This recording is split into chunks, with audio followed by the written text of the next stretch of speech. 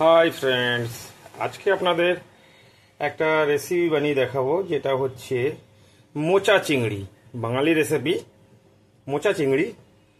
তো ফ্রেশ চিংড়ি ছাড়িয়ে রাখা হয়েছে, মোচা ছাড়িয়ে কেটে নেওয়া হয়েছে। মোচার যে নরম হিস্সাটা, এই হিস্সাটাকে আপনাদেরকে কাটিং করে দেখাবো। এটা খুবই নরম হয়। এটাকে এইভাবে স্লাইস করে, এইভাবে কুচি কুচি করে কেটে ওর ভিতরে দিতে হবে।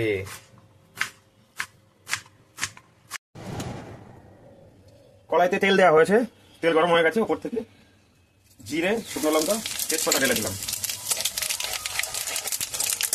লাল হয়ে এসছে, এবার পেঁয়াজ ঢেলে দেবো। পেঁয়াজ সে উপর থেকে আদা রসুনের পেস্ট আর কাঁচা লঙ্কা। পেঁয়াজ লাল হওয়ার পরে ওর ভিতরে আদা রসুন আর কাঁচা লঙ্কার পেস্ট দিয়ে দিয়েছি। উপর থেকে কুচানো টমাটো। মশলা থেকে তেল বেরিয়ে এসেছে।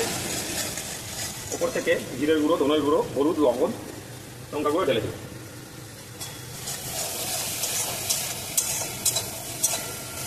ভেজে রাখা আলু কুচানোগুলো ঢেলে দেবো। এই মশলার সঙ্গে ফ্রাই করে নেব। মশলা থেকে তেল ছেড়ে দিয়েছে, আলুগুলো ফ্রাই হয়ে গেছে। এইবারে হাফ সিদ্ধ করা মোচাগুলো ঢেলে দেবো।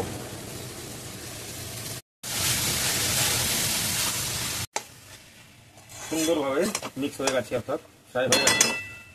এবার ওপর থেকে ভেজে রাখা চিংড়ি মাছগুলো দিয়ে দেবো। চিংড়ি মাছগুলো একটু মিশিয়ে নেব। এবার ওপর থেকে দেশি ঘি 1 চামচ দিয়ে দেবো। ঘি দিয়ে সবজিটাকে একটু মিশিয়ে নেব।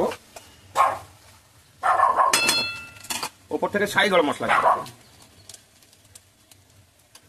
দেবো। রেডি চিংড়ি মোচা।